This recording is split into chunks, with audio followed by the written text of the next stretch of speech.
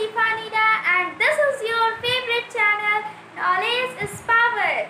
Today we are going to understand class 8 civics, chapter number 1. The name of the chapter is the Indian Constitutions, and in this video we are going to understand the last topic of this chapter named fundamental rights. What is fundamental rights? The basic rights that is given to all citizens of a country. Okay, so what is the first fundamental right? The first fundamental right is right to equality. Okay, what is the first fundamental rights?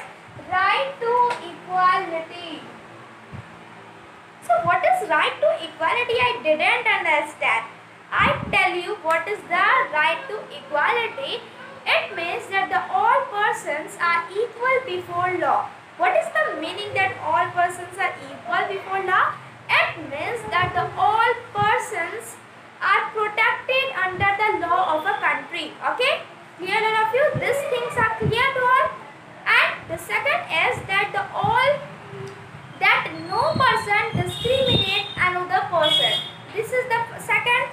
And the third is all citizens are access to public places like government, school,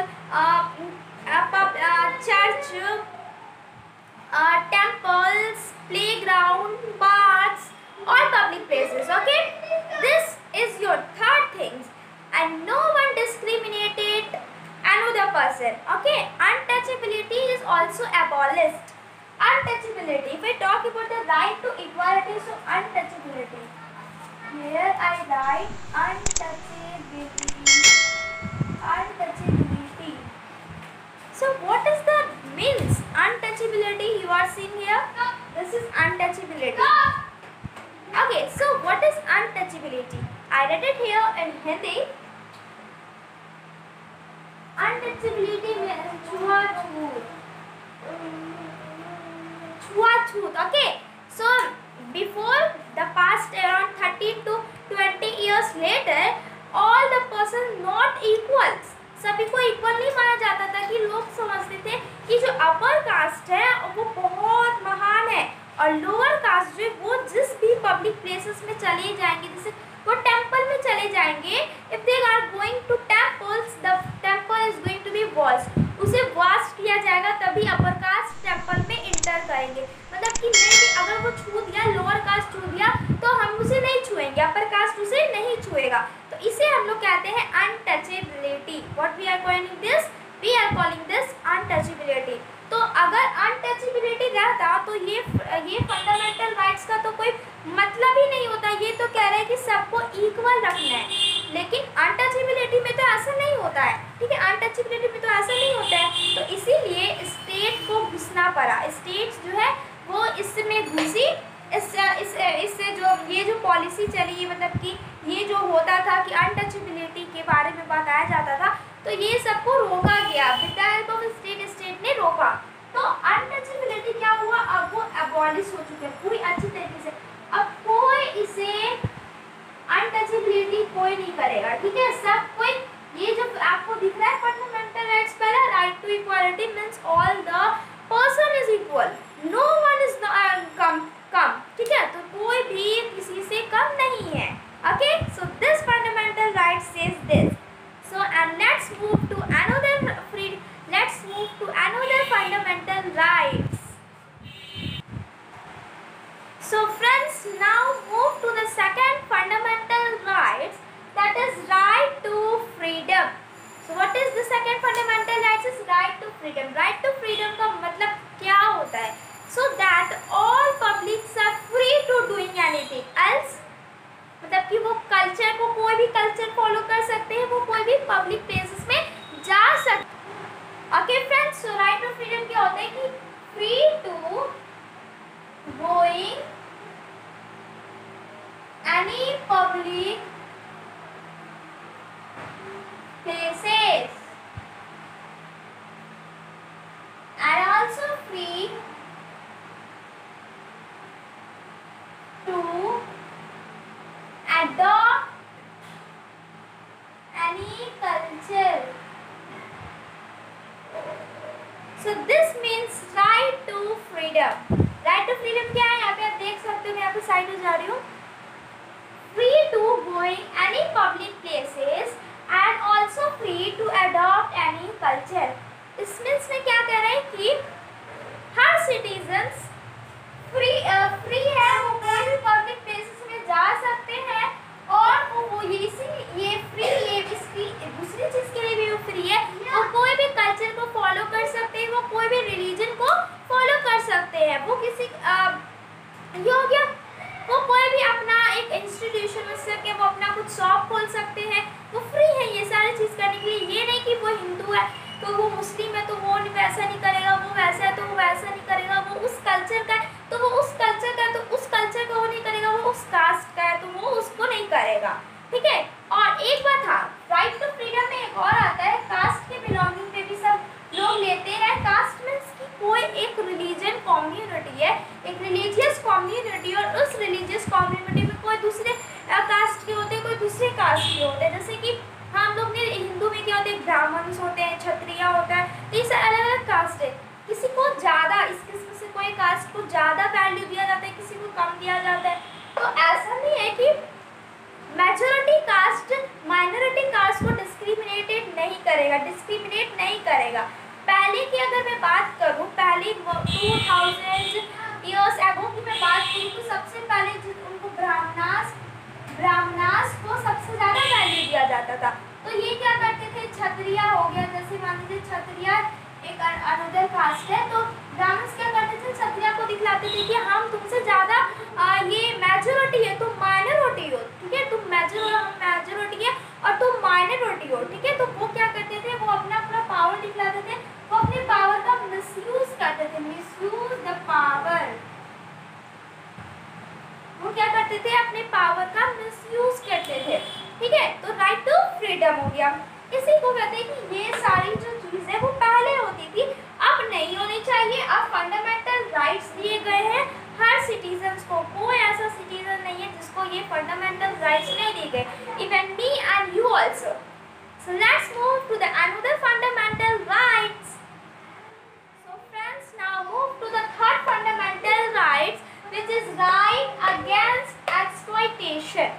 What is that really means? Right against exploitation क्या होता है?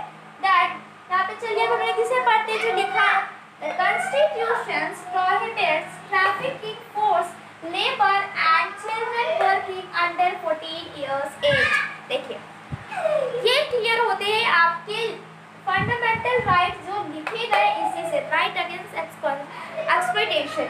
कह रहा है कि जो constitution से वो प्रोहिबिट्स करता है, मतलब वो मना करता है कि वो ट्रैफिकिंग नहीं करना है, किसी को ट्रैफिकिंग नहीं करना है, not you have to force labour भी नहीं करना है, और जो चिल्ड्रन को काम पे नहीं भेजना है अंडर 14 ईयर्स से, 14 साल के बाद उन्हें काम पे भेजना है, 14 साल से अंदर में उन्हें नहीं काम करना है। कुछ जो होता है डिस्क्रिमिनेशन होते हैं उसे वो नहीं करना है। जैसे कि फिर टॉक अबाउट द पास्ट की मैं बात करूँ तो क्या होता था कि अगर किसी के हस्बैंड मरते थे, तो जो हिंदू लोग होते थे, तो जिसके हस्बैंड मरते थे तो उन्हें जो जलाया जाता है, तो उसमें क्या करना था, जिस चीज़ पे लेट के फिर वहाँ पे हस्बैंड को जो मर जाते थे उसको लेटा के वहाँ पे जलाया जाता था। तो उसमें क्या करना था, अगर किसी वाइफ की अगर किसी पत्नी, अगर कोई वुमेन है, उसकी अगर हस्बैंड मर जाते तो उसे भी, वुमेन को भी उसके साथ लेके जलना होगा। तो ये सारी जो एक्सपेक्टेशन है इसे के अगेंस्ट होते थे, ठीक है।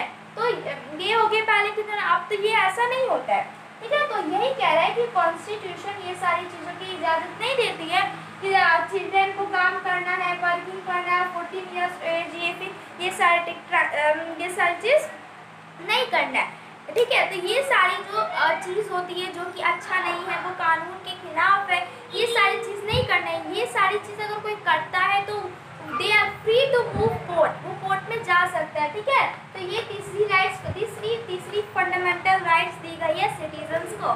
ये बहुत अच्छी राइट्स है, कोई ऐसा करता है तो झट से जाओ कोर्ट में, okay. So this you are free to do is this. अब चलते हैं अब हमारे जो चौथे फंडामेंटल राइट्स की ओर। सो फ्रेंड्स, जो हमारा फोर्थ फंडामेंटल राइट्स है, right to freedom of religion, इसका मतलब क्या होता है ये क्लियर है आपके टॉपिक से। Right to freedom religion that कि सभी को अधिकार है, वो कोई भी रिलीजन को अडॉप्ट कर सकता है, कोई भी प्रोफेशन कोई भी कल्चर को वो अडॉप्ट कर सकता है, इसी हम लोग कहते हैं राइट टू फ्रीडम। बस यही दिया गया है राइट टू फ्रीडम की कोई भी पर्सन चाहे वो कुछ भी, जैसे मान लीजिए कोई पर्सन, जैसे मान लीजिए कोई पर्सन है हिंदू, तो यहाँ पे सॉरी मैं यहाँ पे लिख दे रही हूँ, यहाँ पे कोई पर्सन है हिंदू, ठीक है। अब हिंदू अगर ये एक पर्सन है, अगर वो चाह रहे हैं कि मैं हिंदू में नहीं रहना चाहता हूँ, मैं मुस्लिम से बनना चाहता हूँ, मैं मुस्लिम बनना चाहता हूँ, तो उन्हें फ्री है, पूरी अधिकारी, कुछ उनका कोई नहीं बिगाड़ सकता। वो चाहे तो मुस्लिम में जा सकते, अगर कोई मुस्लिम पर्सन को चाहे हिंदू में जाना तो वो हिंदू में जा सकते हैं, और हिंदू चाहे तो मुस्लिम में जा सकते हैं, कोई उसे रोकेगा नहीं। ये राइट सब हर सिटीजन को दिए गए हैं, उनकी मर्जी वो कोई भी कल्चर फॉलो करे, उनकी मर्जी जो कोई भी रिलीजन फॉलो करे, ठीक है, कोई भी रिलीजियस कम्युनिटी को वो माने, सो सारी चीज़ें वो एक सिटीजन के ही वो उनकी मर्जी होती है, हर सिटीजन की अपनी मर्जी होती है। मैं चाहूँ तो मैं दूसरे कल्चर को भी फॉलो कर सकती हूँ, दूसरे रिलीजन को फॉलो कर सकती हूँ, दूसरे कास्ट को, दूसरे प्रोफेशन को भी फॉलो कर सकती हूँ। यू ऑल्सो, आप भी कर सकते हो ऐसा, कोई रोकेगा नहीं, कोई मतलब कि कोर्ट में वैसे कुछ झंझट नहीं होता है ये, क्योंकि ये हमारी तीसरी फंडामेंटल राइट्स है। अब हम लोग मूव करते हैं, सॉरी तीसरी नहीं फोर्थ फंडामेंटल राइट्स है, so sorry for that, fourth fundamental rights है। तो चलिए हम लोग को 2 फंडामेंटल राइट्स और पढ़ने, उसे अच्छे तरीके से समझ जाइएगा, ठीक है। तो चलते हैं अब हम लोग फोर्थ फंडामेंटल। सो फ्रेंड्स, हमारा 5th फंडामेंटल राइट्स है कल्चरल एंड एजुकेशनल राइट्स।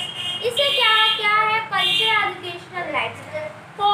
जो कॉन्स्टिट्यूशन से वो हमें अलाउ करती है, कॉन्स्टिट्यूशन हमें अलाउ करती है कि हम लोग अपना रिलीजन का एक एजुकेशनल इंस्टीट्यूशंस को सेटअप कर सकते हैं, इसलिए ताकि हम लोग अपने कल्चर को प्रिजर्व कर सके। फॉर एग्जाम्पल, अगर मैं एग्जाम्पल ले रही हूँ मुस्लिम्स की मैं एग्जाम्पल ले रही हूँ, तो ये मुस्लिम्स कहाँ वो उन्हें मुस्लिम्स की जो सारी चीज़ होती है, जैसे कुरान हो गया, होली कुरान, उन्हें कैसे पढ़ने हैं, तो मुस्लिम्स की जो सारी चीज़ें होती है, इंफॉर्मेटिव थिंग्स को हम लोग को कुछ देखना होता है, जानकारी प्राप्त करना होता है मुस्लिम्स के लिए, तो मुस्लिम्स जो है वो एक मदरसा खोल सकते हैं। मदरसा,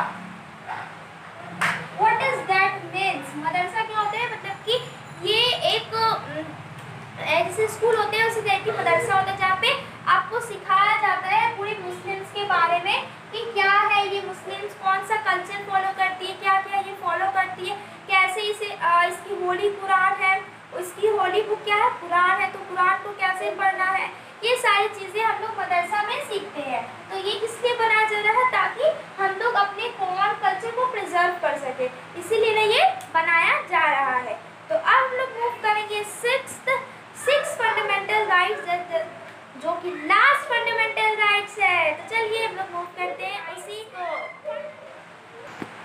सो फ्रेंड्स, ये है हमारा फाइनली लास्ट फंडामेंटल राइट्स, जो कि है राइट टू कॉन्स्टिट्यूशनल रेमेडीज। इसका मतलब क्या हो रहा है, राइट टू कॉन्स्टिट्यूशनल रेमेडीज का मतलब क्या हो रहा है?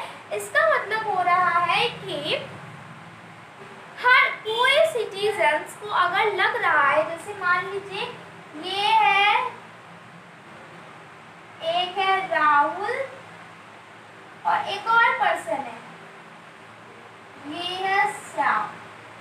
अब ये है इंडिया के सिटीजन, यहाँ पे लिख देती हूँ, ये इंडिया के सिटीजन। ये कौन है? इंडिया के सिटीजन राहुल और Shyam. Rahul and Shyam is the Indian citizen, ठीक है। अब ये दोनों इंडियन सिटीजन है, तो इनको ये सारी 6 फंडामेंटल राइट्स मिलनी ही चाहिए। तो ये श्याम को ना पूरा 6 फंडामेंटल राइट्स मिल रही है, लेकिन राहुल को नहीं मिल रही है। तो ये क्या करेंगे, ये कोर्ट में जाएंगे, they are free to go in court, वो कोर्ट्स में जाएंगे, कोर्ट्स में जाएंगे। कब जाएंगे, क्यों जाएंगे? क्योंकि उनको लगे कि 5 पांच जो फंडामेंटल राइट्स है उसमें से कोई इसे नहीं दिया जा रहा है, या फिर इसे मान लीजिए इसे राइट टू इक्वालिटी नहीं दी जा रही है। राइट टू इक्वालिटी जो होती है फंडामेंटल राइट्स, इसे नहीं दी जा रही है, इससे नहीं दी जा रही है और इसे दी जा रही है। इसे राइट टू इक्वालिटी दी जा रही है। इसे क्या कही जा रही है? इसको राइट टू इक्वालिटी दी जा रही है। देखिए यहाँ पे देख लीजिए, राहुल को राइट टू इक्वालिटी नहीं दी जा रही है, श्याम को राइट टू इक्वालिटी दी जा रही है, जबकि ये भी एक इंडियन सिटीजन है और श्याम भी एक इंडियन सिटीजन है। पता है ना, ये दोनों एक इंडियन सिटीजन है, तब भी इन्हें राइट टू इक्वालिटी नहीं मिल रही, इन्हें मिल रही है। तो ये क्या है, इनको ये इसमें से एक फंडामेंटल राइट्स इनको वायलेट हो रहा है, इन्हें नहीं मिल रही है, तो दे आर फ्री। ये क्या है, राहुल फ्री है to move court, free to move court. वो कोर्ट जा सकते हैं, कहेंगे कि मुझे जो 5 फंडामेंटल राइट्स है नहीं मिल रही है, उसमें से मुझे एक राइट टू इक्वालिटी नहीं मिल रही है, जबकि मेरे नेबरहुड को राइट टू इक्वालिटी मिल रही है, तो मुझे भी मिलनी चाहिए। तो दे आर फ्री। क्या है, राहुल फ्री है, he is free to move towards the court। वो कोर्ट में जाके कंप्लेन कर सकता है, इस पे भी सारी चर्चा होगी, ठीक है। तो फाइनली ये हमारा 6 फंडामेंटल राइट्स कंप्लीट हो चुका है, ठीक है। तो अब हम लोग को, जब हम लोग का दूसरा चैप्टर होगा वो है अंडरस्टैंडिंग सेकुलरिज्म, हम लोग उसे पढ़ेंगे अगले वीडियो में। तब तक के लिए मेरे चैनल को सब्सक्राइब कीजिए, लाइक कीजिए, शेयर कीजिए, अपने दोस्तों के साथ शेयर कीजिए, ताकि वो भी इस वीडियो का मजा ले सके।